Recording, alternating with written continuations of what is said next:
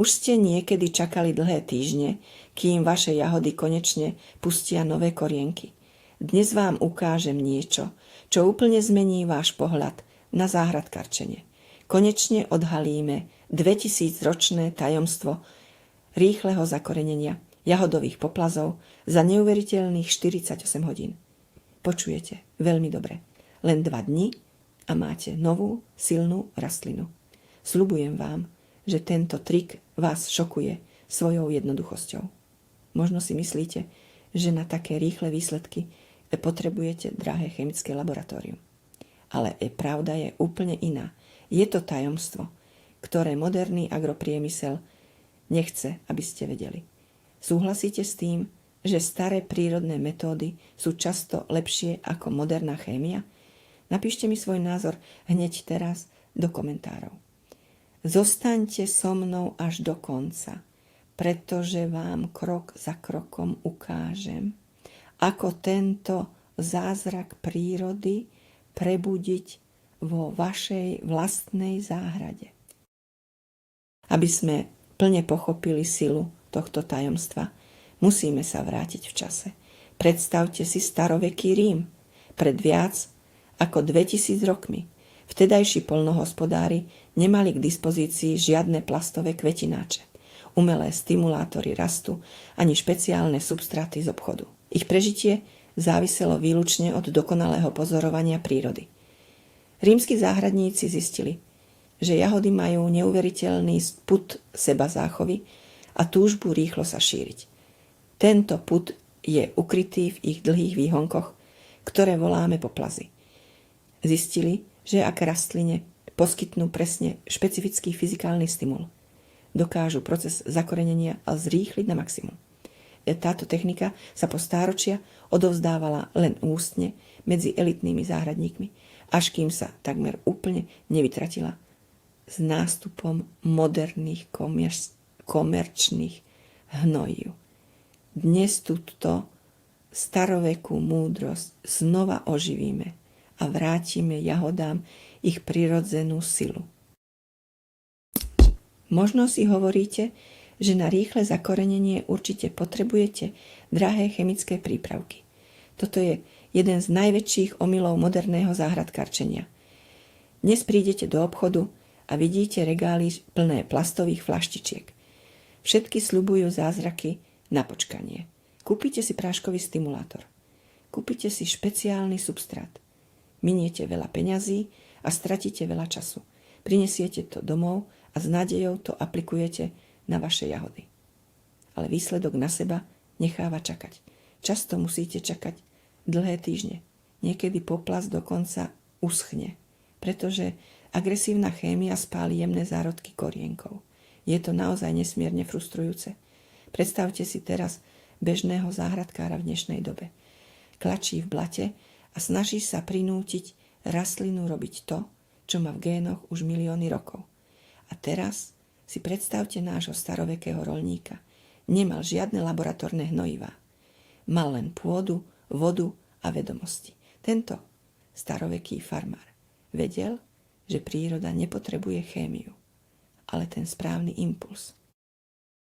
Tento mýtus o nevyhnutnosti umelej chémie musíme zničiť hneď na samom začiatku.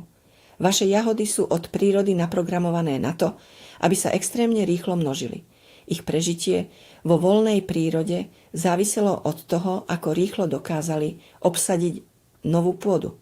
My im len musíme vytvoriť tie správne podmienky. Poďme sa bližšie pozrieť na to, ako taký poplas vlastne funguje. Biológia jahody je fascinujúca. Poplas je v podstate ako pupočná šnúra medzi matkou a dieťaťom. Materská rastlina cez túto zelenú šnúru pumpuje obrovské množstvo energie, vody a živín do nového zárodku. I na konci tohto poplazu sa nachádza malý uzol a z tohto uzla vyrastajú malé lístky nahor a zárodky korienkov smerom nadol. Kým tieto korienky neprerazia do pôdy, malá rastlinka je 100% závislá od svojej matky. Predstavte si to ako potápača, ktorý je hadicou spojený s loďou. Ak hadicu prestrihnete príliš skoro, potápač neprežije. Preto veľa ľudí robí fatálnu chybu. Odstrihnú poplas od materskej rastliny a dajú ho do pohára s vodou. Toto je obrovský šok. Rastlina stratí prísun energie a začne bojovať o holý život. Naše 2000-ročné tajomstvo naopak využíva silu materskej rastliny naplno. Necháme pupočnú šnúru nedotknutú. Počas celých 48 hodín bude matka krmiť svoje mláďa, zatiaľ čo my donútime uzol, aby bleskovo vystrelil korienky do zeme. V čom teda spočíva toto staroveké tajomstvo rýchleho úspechu? Tajomstvo sa skrýva v dvoch veciach. Extrémny kontakt s pôdou a absolútna temnota pre vznikajúce korienky. Ak necháte poplas len tak voľne ležať na zemi, vietor s ním bude hýbať. Slnko bude vysušovať miesto, kde by mali rásť korene. Rastlina bude zmetená a zakorenenie jej potrvá týždne. Starovekí záhradníci si všimli, ako to funguje hlboko v lese, keď výhonok lesnej jahody zapadol pod spadnutý list alebo malý kamienok. Zakorenil sa bleskovou rýchlosťou. Pod kamienkom bola tma, udržiavala sa tam dokonalá vlhkosť a úzol. Bol pevne pritlačený k zemi. Toto je ten zázračný mikroklíma efekt. Našou úlohou je tento lesný zázrak napodobniť. Musíme vytvoriť 100% fyzický kontakt medzi uzlom na poplaze a vlhkou pôdou a zároveň úplne zablokovať prístup svetla k spodnej časti uzla. Ako náhle rastlina zacíti tento pevný, vlhký a tmavý tlak, jej genetický kód vyhlási poplach. Zapne sa režim okamžitého zakorenenia. Je to ako stlačiť tajné tlačidlo, ktoré povie rastline, že práve teraz je ten najlepší a najbezpečnejší čas vypustiť korene. Aby sme tento proces mohli úspešne naštartovať, musíme začať od úplného začiatku. Príprava materskej rastliny je kriticky dôležitá. Nemôžete zobrať akýkoľvek slabý poplas z vyčerpanej jahody a očakávať zázraky. Je to presne ako v športe. Ak chcete vyhrať dôležité preteky, musíte si vybrať toho najsilnejšieho a najlepšie pripraveného atleta. 24 hodín predtým, ako začneme náš proces zakoreňovania, musíme materskú rastlinu poriadne zaliať. Pôda okolo nej musí byť hlboko premočená. Rastlina sa musí napiť, aby mala dostatok sily na produkciu nových buniek. Následne si vyberieme ten najhrubší a najzdravší poplas. Pozrite sa na úzol na jeho konci. Musí mať už aspoň 2 alebo 3 malé zdravé listky. Ak poplas pokračuje ďalej a vytvára ďalšie uzly, ten prebytočný koniec nelútosne odstrihnite.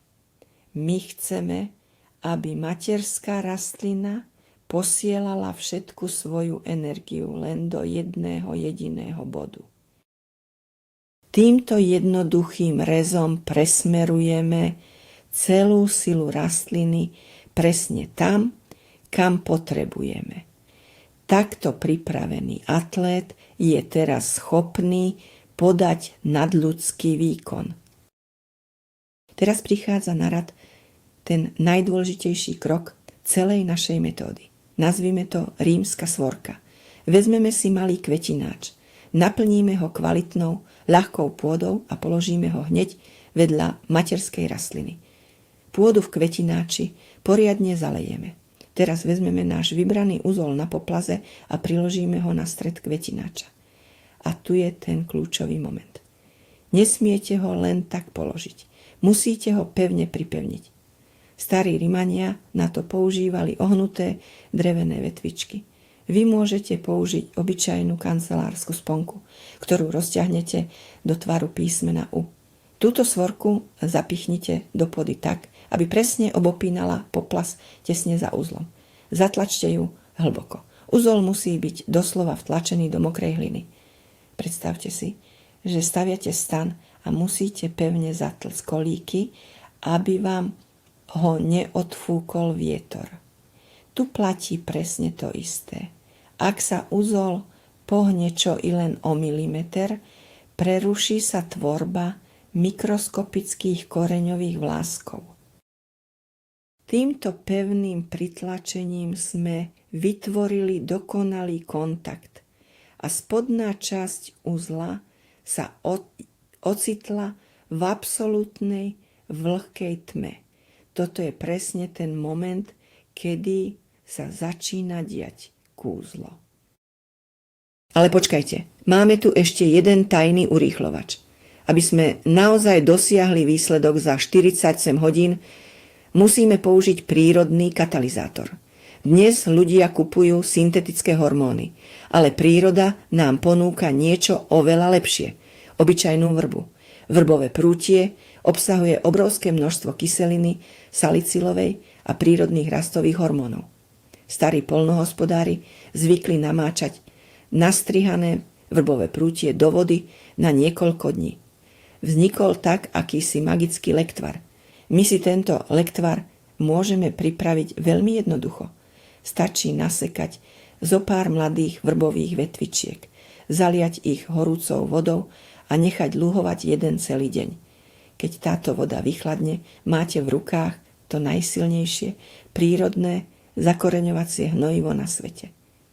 Touto vrbovou vodou zalejeme náš kvetinač tesne potom, ako sme do neho pevne pripli náš poplas. Kyselina salicylová okamžite prenikne k malému uzlu. Bude pôsobiť ako kofeínová injekcia pre tvorbu koreňov. Navyše dokonale ochráni mladú rastlinku pred akýmikoľvek plesňami a chorobami. Je to 100% organické a 100% účinné. Poďme si teraz rozobrať časovú os tohto neuveriteľného procesu.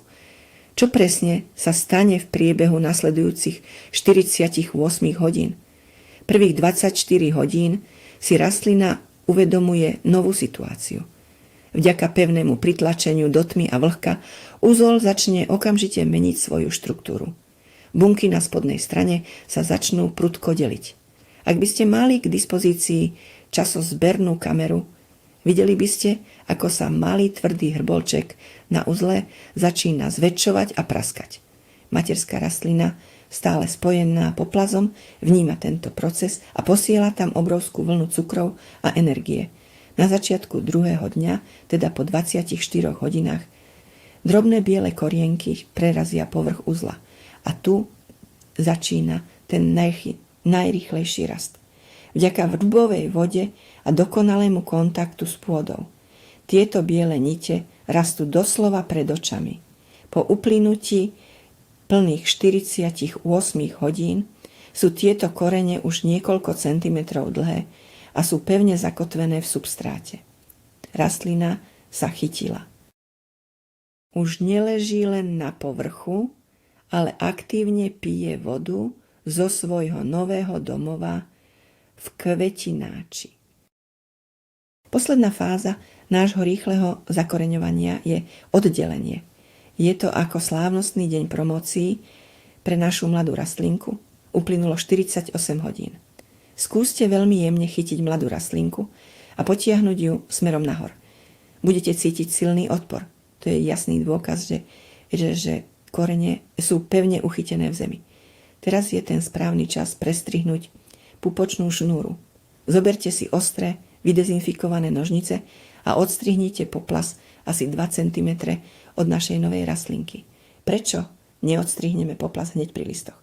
Ten malý kúsok stonky, ktorý jej zostane, slúži ako posledná malá zásobareň energie. Kým sa rastlina úplne osamostatní a zvykne si na to, že už ju matka nekrmi. Prvé dni po odstrihnutí nechajte kvetinač v polotieni, aby mladá jahoda nezažila príliš veľký teplotný šok zo slnka. Udržujte pôdu stále mierne vlhkú. Blahoželám vám. Práve ste vytvorili nový, silný a samostatný život za zlomok času, ktorý potrebujú bežní záhradkári so svojou drahou chémiou. A sme na konci. Videli ste, ako 2000-ročné znalosti o tme, vlhkosti a dokonalom tlaku dokážu prekabátiť čas a vytvoriť silné korene v rekordnom čase. Najviac prekvapivé na tom celom je zistenie, že tá najvyspelejšia technológia už dávno existuje. Je ukrytá priamo v samotných rastlinách a v prírodnej vrbovej vode. Žiadna chémia z obchodu nedokáže nahradiť silu materskej rastliny spojenú so správnym fyzikálnym stimulom. Zistili sme, že tajomstvom nie je rastlinu do niečoho nútiť, ale len jej poskytnúť dokonalé podmienky na to, čo vie robiť najlepšie. Ďakujem vám veľmi pekne za sledovanie tohto videa. Ak sa vám tento staroveký trik páčil a pomohol vám, nezabudnite kliknúť na tlačidlo odoberať a dať tomuto videu like. Veľmi mi to pomáha v tvorbe ďalšieho obsahu pre vás. A teraz mám na vás jednu dôležitú otázku do diskusie. Máte radšej obrovské a sladké záhradné jahody? Alebo preferujete tú výraznú chuť malých lesných jahôd? Napíšte mi svoje odpovede dolu do komentárov.